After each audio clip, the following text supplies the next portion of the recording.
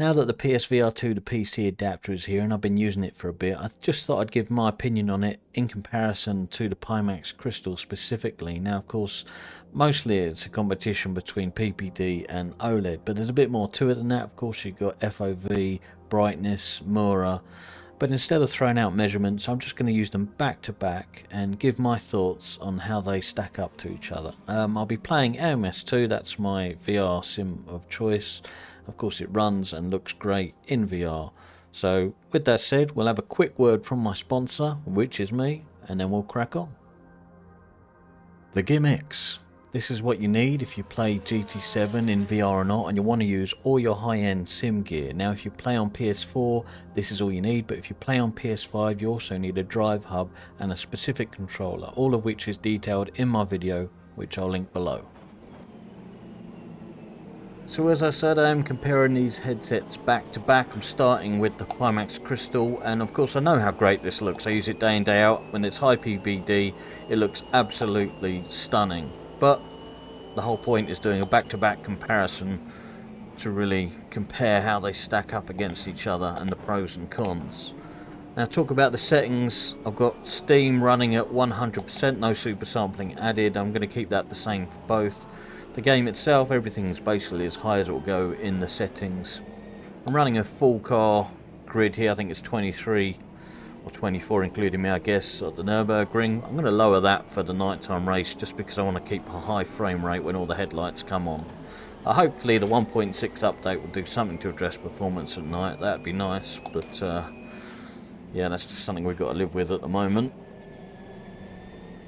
Local dimming, I run at my own setting of 0.01 in the Pimax Ini. I've done a video about that, and that's just again personal taste.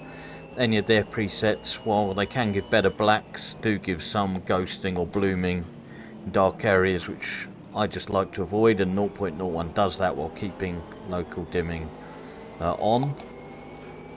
So yeah, that's it really. I'm just going to run this daytime race myself, do a nighttime race, and then jump straight into the PSVR2, but of course you don't need to see all of that, so I'm going to crack on with this, and I'll see you when I swap headsets.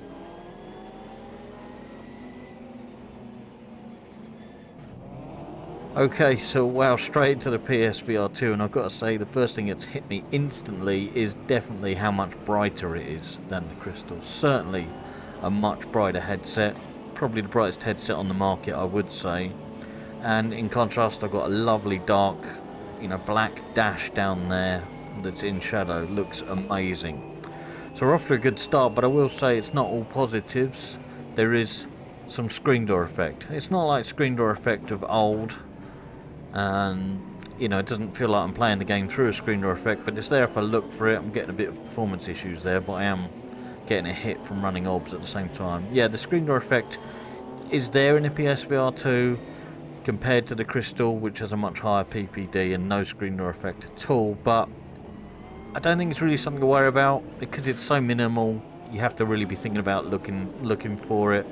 It does detract from the overall image, of course it does, but it still looks amazing. But on top of that, you've got the Mura. PSVR2 is known for the Mura. There's nothing you can do about it. And it shows its ugly head mostly in uniform colours, so like a complete blue sky there, I can see it quite clearly.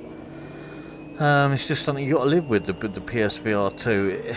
It is pretty bad, but I will say, as much as I hate it, once I'm into a game I do sort of end up forgetting about it.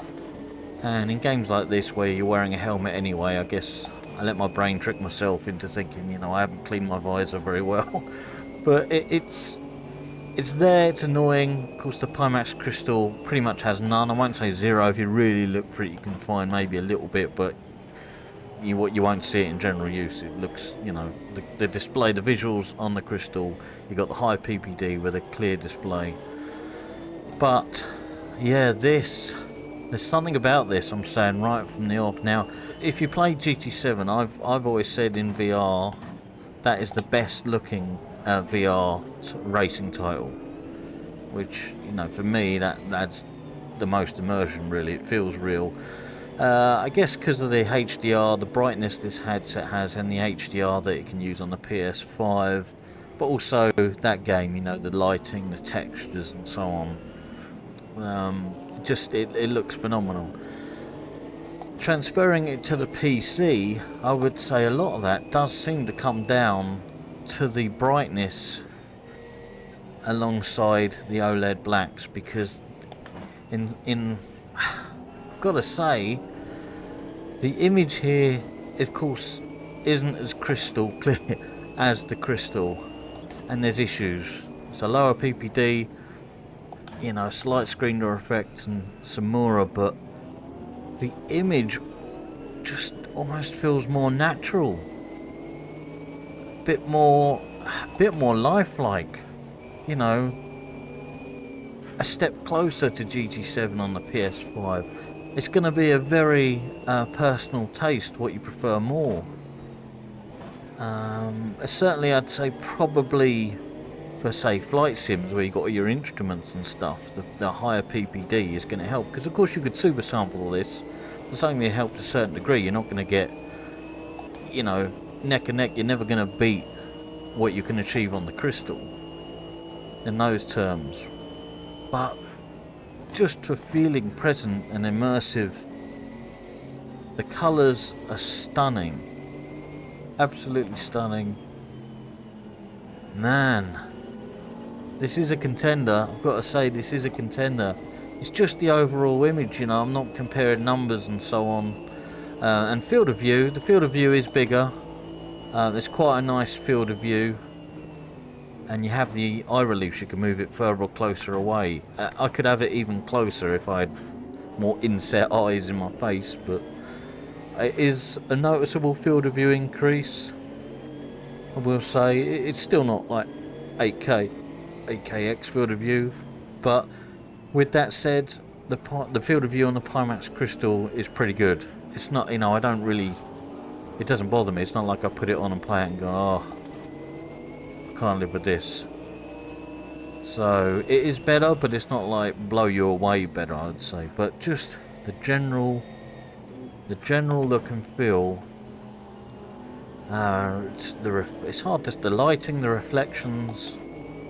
It's got to come down to the brightness mixed with it can go higher and lower than the crystal, obviously, in terms of brightness and darkness. So yeah, it's just a very nice looking image and feel. So it's gonna be yeah, it's gonna be down to personal taste, what you prefer more.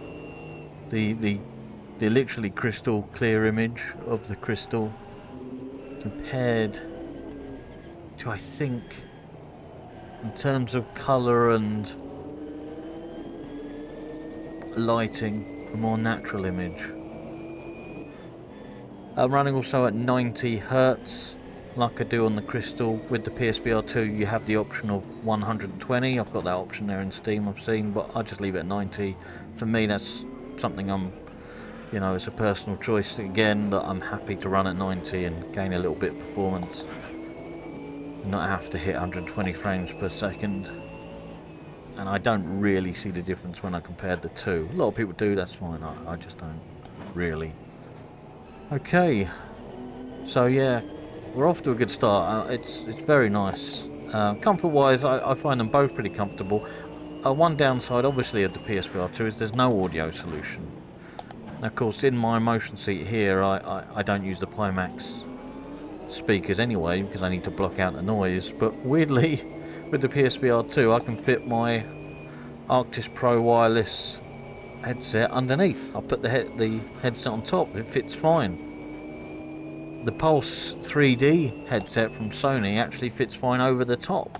That's what I use when actually playing PSVR2 games. Okay, so anyway, this video is turning into a bit of a waffle. So let's jump now into a nighttime race. Okay, so into a night race in PSVR2, and wow, yeah, the black straight away. Look at the car in front is truly black. Truly black, that's phenomenal. Absolutely gorgeous. And then with the added brightness of this headset, those rear lights, They are looking like lights, rather than, you know, they feel like they're a light source. And looking, in fact, as well as that, we look at the headlights in the mirror. They look more like light sources, more like headlights, compared to, say, in, well, really any other headset. In GT7 on the PS5 in VR, you know, they're the best looking headlights in the mirror. They're obviously not quite dazzling, it's not that powerful, but they're getting there. They feel certainly a lot more real, and this is a step towards that. They feel like they're actual light sources. And let me get round onto a bit of straight and I'll have a look in rear view to have an actual look at them. Yeah. The headlights look great. And in the distance, just the glow of the red lights. So much more prominent. And the numbers on the side of the car. They actually, again, look like they're lit. So, yeah, wow. As amazing as the blacks are on OLED, the brightness of this headset is just as good. Just as much a tick in the pro column. That said, it's not all positive here. I'm looking at the back of this car in front, and there's certainly aliasing going on that I wouldn't see in the Crystal. And you could super sample more to try and get rid of it, but you know, head to head, you're never going to beat the Crystal in terms of clarity and resolution. So yeah, there is some aliasing there, so that's something to bear in mind. The positive of the Crystal being higher PPD, that positive is a vast improvement in that area.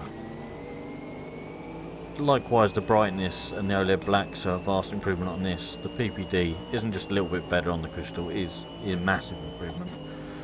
That's why I say probably if you're, you know, doing commercial airlines in say flight sim, you're gonna need the clarity of the Crystal ideally. But for this, which is better, you can't say. It's going to be a personal preference thing, but I am feeling, and obviously we're still in the honeymoon period, that this just overall is a more immersive experience because it's a more natural image. I mean, maybe I will try super sampling it, because that said, that aliasing is slightly annoying on that car in front because it's a dark livery, but the aliasing shows up basically as white lines moving around, white crawlies. So that's slightly annoying. So yeah, it's not all positive. It's not all positive.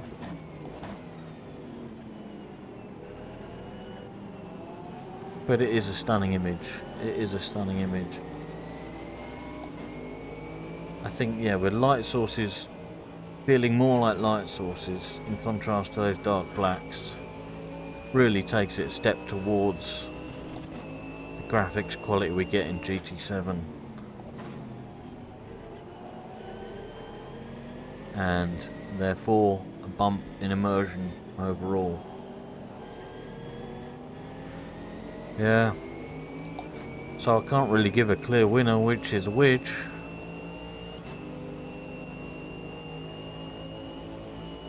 It's a lot of things to consider if you're in the market for a headset, but this is definitely a contender even if you don't have a PlayStation.